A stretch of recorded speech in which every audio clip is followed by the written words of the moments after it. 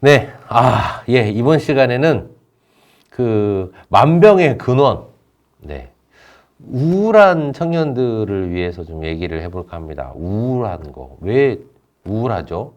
네, 이게 사실 그 행복하지 못한 상태거든요. 네, 행복하지 못하다. 그러니까 슬픈 느낌이 든다. 근데 이게 그 우울이 어디서 많이 오냐면 비교에서 많이 와요. 그러니까 다른 사람은 다 결혼하는 것 같고, 우리 청년들, 예, 다른 사람은 다 취직한 것 같고, 다른 사람은 뭐 다 이렇게 잘 되는 것 같고, 근데 그런 이제 나는 왜 이러지? 뭐 이러면서 사실 우울증이 와요. 사람들이 이게 마음이 우울하면 해결하는 방법을 여러 가지를 쓰죠. 사람을 만나거나, 맛있는 걸 먹거나, 네. 네, 저는 많이 먹나 봅니다. 네. 맛있는 걸 먹거나, 영화를 보거나, 소비를 하거나, 뭐 이러면서 이제 이거를, 우울한 마음을 좀 없애려고 노력을 엄청 많이 하죠. 이제, 하지만 어떻게 합니까? 그렇게 소비하는 걸로, 이게 꼭 탄산음료 같아요. 갈증이 해소가 안 되잖아요. 근본적인 부분은, 내가 우울한 이유가 있는데, 그래서 그런 것들을 사실은 우울하다라고 하는 느낌은 상당히 사람들이 많이 받아요. 특히 계절이 바뀌면서 우울해지시는 분들도 되게 많아요. 이런 부분이, 사실 어떤 영향, 상황, 원인, 뭐 이런 것들이 명확할 수 있거든요. 이런 것들을 그래서 대부분 상담은 이제 인지치료로 접근을 해요. 이 우울한 게 내가 왜 그런가라고 본인의 의식을 막 들어가면서 이제 찾아내잖아요. 본인도 찾고 싶으면 열심히 그거를 찾으려고 심리검사도 하고, 예, 무슨, 뭐 이렇게 그 상담이나 심리검사 이런 거 안 믿으시는 분들은 그래서 막 전보로 가고 막 이래요. 왜 그런지 원인을 찾으려고. 어쨌든, 이렇게 상황에 따라, 계절에 따라, 이렇게 슬픈 느낌이 들고 전반적으로, 삶의 흥미가 이제 없어지거나 기력이 떨어진 상태를 우울하다, 라고 하는데 요즘은 20대 후반들이 우울한 사람이 많답니다. 청년들이 좀, 네, 더 많은 거죠. 우울은 가족성으로 생기는 경우들이 많아요. 그래서, 좀 이렇게 우울한 부모님이 계신, 집에서 좀 그럴 수가 있고요. 생활 습관에서는 우울증은 좀 명료합니다. 그 사회적 고립이 위험 요인으로 작용을 해요. 그러니까 우울한 사람은 그 우울한 부분을 드러내기도 싫고 나타내기도 싫고 그리고 우울한 거를 고칠 힘도 없고 무기력해지고 하면서 고립돼요. 이 고립이라는 그런 공통점이 있어요. 왜 그러냐면 이 슬픈 마음이 그 개인적인 불운으로 생길 수 있다는 반응이 상당히 지속됐기 때문에요. 운이 없다. 나는 안 될 거다. 그래서 불행한 느낌이 심해져서 그 일상생활이 어려워지면 이걸 우울증이라고 하거든요. 그러니까 우울하긴 한데 뭐 어떻게 버틸 수 있을 것 같아. 근데 그 스트레스가 좀 힘들어. 이러면 상담할 대상인 거고 우울한 것 때문에 출근이 안 되고 우울한 것 때문에 뭐 집에 쓰레기가 쌓이고 우울한 것 때문에 내가 깨끗하게 씻는 그런 위생적인 문제가 생긴다. 이거는 이제 치료받으셔야 되는 거라는 거죠. 우울증은 가장 흔한 정신질환 중 하나로서 10명에 1명에게 생긴답니다. 이거 상당히 많은 거죠. 그리고 20세 전후에 가장 흔하고요. 여자가 남자에 비해 2배 정도는 많이 생깁니다. 저절로 없어지기도 해요. 하지만 심한 우울증은 자해 등 위험한 행동을 보일 수도 있습니다. 그 환자를 보호를 위해서 이런 경우에는 입원해야겠죠. 우울증은 이제 우울증하고 불안하고 둘이 그 양대 산맥이라고 했잖아요. 이게 우울하면 이제 불안이 막 동반되기도 해요. 왜냐면 혼자 있다 보니까, 이렇게 사고가 합리적이지 못하게 변화하게 되거든요. 그러면서, 이렇게 얘가 먼저 나오고 얘가 따라오기도 하고, 불안이 와서 우울이 따라가고, 우울이 와서 불안이 따라가고, 네. 이런 경우들이 있습니다. 우울은 흔히 큰 사건을 겪으면서 스트레스를 많이 받았을 때 생깁니다. 가까운 관계가 깨지거나, 뭐, 이별을 하거나, 뭐 사별을 하거나, 이런 것들이 이제 가장 강력한 유발 인자겠죠. 네, 뭐, 예를 들어서 이제 그게 사람일 수도 있고, 뭐 투자를 했는데 막 너무 많이 잃었다거나, 예, 그죠? 네, 실패를 했다거나, 재산을 잃었다거나, 뭐 여러 가지 잃을 수가 있죠. 명예를 잃었다거나, 이런 것들을 뭔가 이제 이별했을 때, 잃었을 때, 네, 많이 나타나겠죠. 가족력이 있다고 말씀드렸어요. 예, 그리고 그 신체 질환 때문에 생기기도 해요. 그런데 이게 신체 질환이 어떤 게 생기면서 우울이 오냐면 감염병 걸리신 분들이 우울증이 온다고 합니다. 이 감염 질환이 뭘까요? 네, 이게 그 사람들을 못 만나게 하잖아요. 감염이니까. 요즘 감염 질환, 네, 잘 아시죠? 그리고 신경계 질환이 오신 분들. 예를 들어서 이제 그 파킨슨병 같은 거. 그러니까 막 내가 멀쩡하게 잘 살다가 갑자기 막 이렇게 중풍 맞았다고 하잖아요. 막 오른쪽 뭐 반신 뭐 잘 못 쓰게 된다거나 뭐 이렇게 내 마음대로 통제가 안 되거나 표정 이상해진다거나 이렇게 되면 사람 못 만나게 되잖아요. 그 호르몬 이상 그 질환도 이제 이런 게 있어요. 호르몬 질환 같은 경우도 이제 호르몬이 오면 막 갑자기 막 몸이 깔아지고 이제 그 뭐 예를 들어서 그 몸 안에서 이 벌어지는 이 호르몬이 깨지는 게 이게 그 저기 우리 몸 안에서 균형이 깨진 거잖아요. 그러면서 이게 발생하는 문제들 때문에 되게 힘들어져요. 그래서 아픈 사람들이 이렇게 우울증이 동반하는 경우가 좀 많습니다. 우울증이 이제 폐경 후에나 분만 이후에 호르몬 변화가 심각해지면서 생길 수도 있어요. 그리고 우울증은 뭐 상당히 많은 정신질환을 불러옵니다. 뭐 공포증, 식욕 부진, 못 먹는 거, 식이장애, 뭐 알코올 중독, 뭐 약물 의존 등 다수의 정신질환도 우울증의 유발 요인이 될 수가 있겠죠. 어떤 사람들은 겨울이 되면 기분이 가라앉고 우울해집니다. 가을이 되면 가을이 돼서 이런 사람도 있고요. 이런 거를 이제 계절성 정동장애라고 불러요. 이게 이제 정기적으로 이렇게 그 상태가 안 좋아진다라는 거죠. 우울증은 이제 경구 피임약을 하거나 베타 차단제를 그 치료받으시는 분의 부작용으로 나타날 수도 있거든요. 하지만 뭐 여러 가지 원인 얘기를 했는데요. 우울증은 원인이 없는 경우도 있어요. 이게 가장 심각한 상황이죠. 그래서 우울증이 나타나면 그 전형적인 증상은 슬픈 느낌이나 비참한 느낌이 드는 거. 특히 아침에 눈 뜨면 더 힘들어요. 그리고 이제 우울증이 심각해질수록 지속 시간이 길어지는 거겠죠. 그 다른 증상으로는 이제 어떤 것도 있냐면 일상적으로 하던 것들에 대한 즐거움, 흥미를 잃어버리는 게 되죠. 이 기력이 떨어져요. 맥이 없어진다고 하겠죠. 뭐 집중력도 저하되고 자존감도 떨어지고 죄책감을 느끼고 슬퍼서 눈물이 나고 일찍 일어나서 계속 잠자기 힘들거나 반대로 이제 잠을 너무 많이 잔다든지 아니면 미래에 대한 불안이 많아지고 죽고 싶은 생각, 포기하고 싶은 생각도 많이 들고 뭐 체중이 감소하거나 반대로 막 체중이 막 늘어나기도 해요. 뭐 성욕이 감소하기도 해요. 뭐 노인 같은 경우는 막 그 건망증이 심해지고요. 뭐 성격이 막 변하기도 해요. 그리고 이제 이런 것들 때문에 치매로 오인받기도 하거든요. 그리고 이제 그 개인 위생이나 식사에 신경을 잘 안 쓰기 때문에 이런 현상을 보이시는 분들은 우울증으로 의심해 볼 수 있습니다. 이제 이거는 꼭 노인만 그런 건 아니에요. 젊은 사람들도 똑같이 그렇습니다. 이제 우울증은 이제 피로감 같은 이제 그 신체 증상으로 나타나기도 하고요. 그 변비나 두통 같은 증상으로 나타나기도 해요. 그래서 그 심한 우울증에 빠진 사람이 저기 있지도 않은 것이 보이거나 막 듣기도 하는 망상이 생기기도 해요.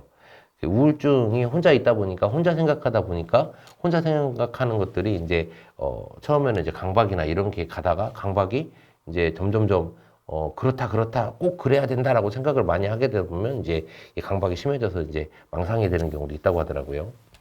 우울증 환자는 자신의 남편이나 부인이 바람을 피운다고 생각하는 그 이제 피해 망상, 이게 망상에서 이제 피해 망상으로 넘어가는 거죠. 우울증이 끝나고 나면 오히려 이제 조절이 안 돼가지고 막 조울증으로 가게 돼요. 이걸 이제 양극성 정동장애라고 하거든요.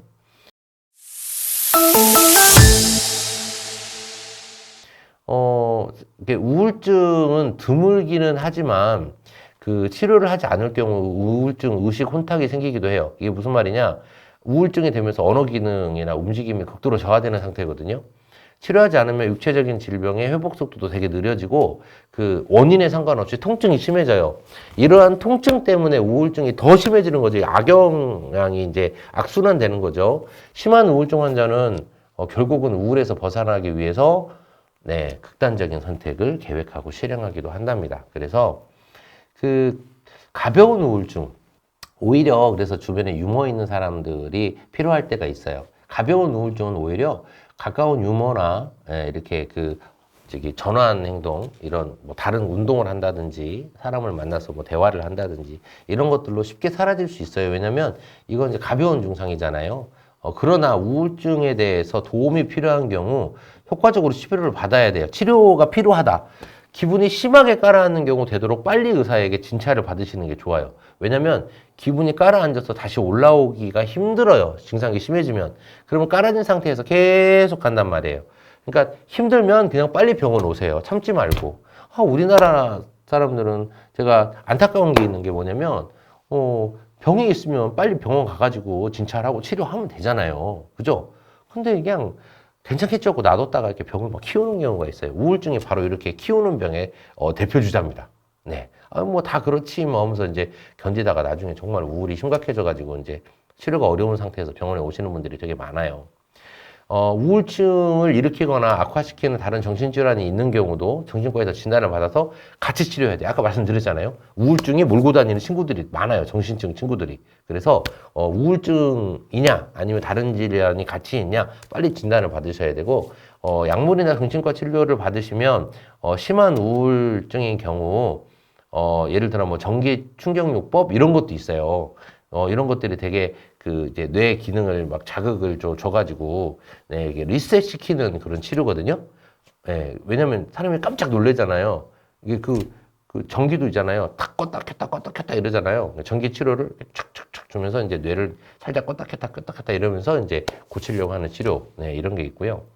항우울제가 처방이 돼요. 우울하잖아요. 그러면 이렇게 좀 자율신경계를 좀 자극을 해줘가지고 좀 올라오게 만들어주는 약이 있어요. 바람직하지 않은 경우 이제 부작용이 이제 많이 일어나요. 길게 복용을 하면. 그래서 어떤 경우는 이제 부작용이 있기도 하고, 네, 반대로 이제 진정 효과가 있는 향우울제 이런 것들이 이제 수면 장애에 도움이 되기도 하니까 잠을 잘 자면 이렇게 우울증 치료를 하면서 좀 안정되게 이렇게 되게 되면 잠을 잘 자고 잠을 많이 재워요. 우울증 있는 환자들은 잠을 참 많이 재워. 왜냐면 어차피 깔아앉아 있을 거기 때문에 약을 먹어서 안정을 시켜놓으면 이제 부작용으로 자는 거예요. 그러니까 잠을 푹 자고 나면 컨디션이 조금 좋아지고 몸의 컨디션이 좋아지고 나면 그때부터 이제 인지나 행동이나 뭐 이런 것들 전기치료도 한 번씩 싹 해가면서 이렇게 자극을 좀 들으면 치료 효과가 좀 좋아진다라고 볼 수가 있죠. 약을 뭐 한 달씩 이렇게 복용하게 되면 이제 기분은 좋아져요. 그래서 이제 기분이 좋아지면 다른 증상도 빨리 같이 좋아지는 경우도 있거든요. 그래서 이렇게 한 4주, 한 달 정도 이렇게 꾸준히 복용하시면 좀 효과가 나오고요. 그런데 한 달 넘었는데 효과가 안 나와. 부작용이 심하면 선생님한테 빨리 말해가지고 용량을 바꾸거나 뭐 다른 약으로 처방하거나 이렇게 해야겠죠. 우울증이 일단 이제 호전되더라도 의사 선생님이 권하는 기간 동안 약물을 복용해야 되는 경우가 있어요. 그래서 길게 하시는 분들은 6개월 정도 하면서 이제 치료 기간이 우울증에 얼마나 빨리 약물 치료에 반응하는지에 대해서 과거에 우울증 병력이 있었는가에 따라 좀 달라지거든요. 그래서 뭐 반복적으로 치료를 하다 끊고 이러면 나중에 치료 기간이 엄청 길어져요. 그러니까 처음 치료할 때 투약을 잘 지켜주시면 좋을 것 같아요. 항우울제는 중독 위험이 없대요. 항우울제는 갑자기 중단할 경우에는 우울증이 재발할 수 있으니까 항우울제가 처방되면 약을 잘 드시면 될 것 같고요. 정신치료에서 우울증이 있을 때 의사의 지지요법이 되게 필수적이거든요.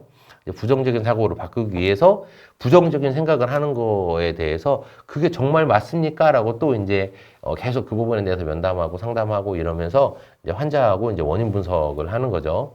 네. 그리고 개인 또한 개인 상담도 좋은데 그룹 상담도 좋아요. 왜냐면 우울증을 앓고 있는 게 나 말고 또 있구나. 나와 같은 생각을 하는구나. 이런 사람들을 보면서 좀 위안이 되기도 하고요. 그분들이 치료하면서 효과적이었던 부분들 얘기를 들으면서 본인이 좀 희망적으로 네, 이렇게 생각을 좀 바꿀 수도 있다고 합니다. 일단 우울증은요. 예후가 어떻냐면 항우울제 치료를 받으신 분들은 4분의 3 정도가 효과가 있다고 해요.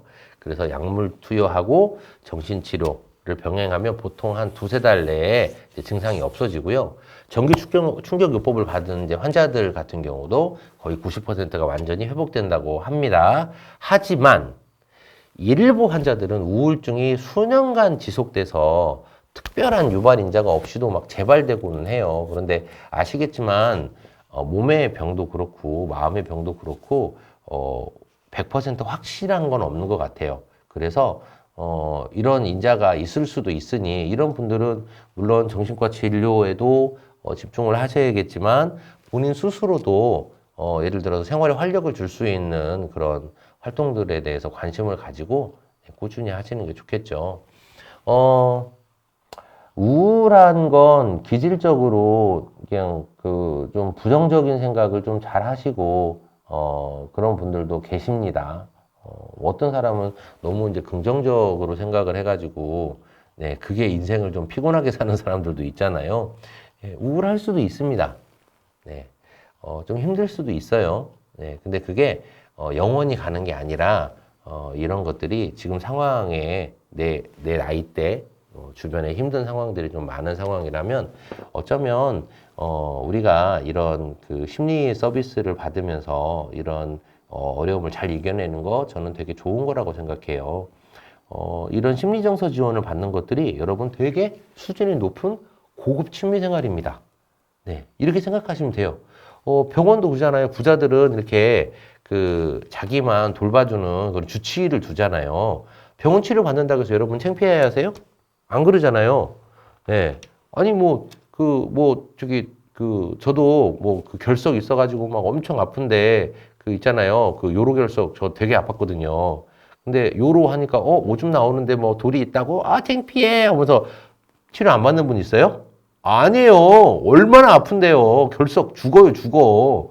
그러면 어떻게 해요? 치료 받아야지. 병원에 가가지고 옷 벗고 의사 앞에 눕는 거예요. 빨리 치료해주세요. 이렇게 치료하잖아요. 근데 몸이 아픈 거 수술하고 치료하는 건 괜찮은데, 왜 정신증이 생겨서 치료받는 건, 창피하게 여길까요? 네. 어쩌면 그 정신증이, 받아들일 수 없는 그런 그 개인의 특성도 있을 수 있고요. 그리고 정신증에 대해서 무서워하는 분도 있거든요. 정신증 치료에 대해서. 근데 여러분, 정신증이 무서운 게 아니라 정신증 치료를 안 하는 게 무서운 거예요. 네. 안 해가지고 이거를 병의 깊이를 깊게 하는 게 그게 문제라고요. 어쩌면 여러분이 용기 내서 우울하고 힘든 부분이 있다면 상담이나 이런 정신치료 서비스를 이 고급, 사회 서비스를 누리시면서 마음 건강을 챙기시면서 사는 게 오히려 현명하다. 이게 오히려 앞서가는 생각을 하시는 분이다. 라는 생각이 듭니다. 몸도 튼튼, 마음도 튼튼, 우울하신 분들 힘내시고, 네, 집에서 혼자 괴로워하지 마시고, 백날 고민해봐야 답 안 나오니까, 네, 여러분, 가까운 상담실이나 정신건강복지센터, 그리고 정신과 병원 이용하셔서 빨리 마음이 회복되시기를 바랍니다.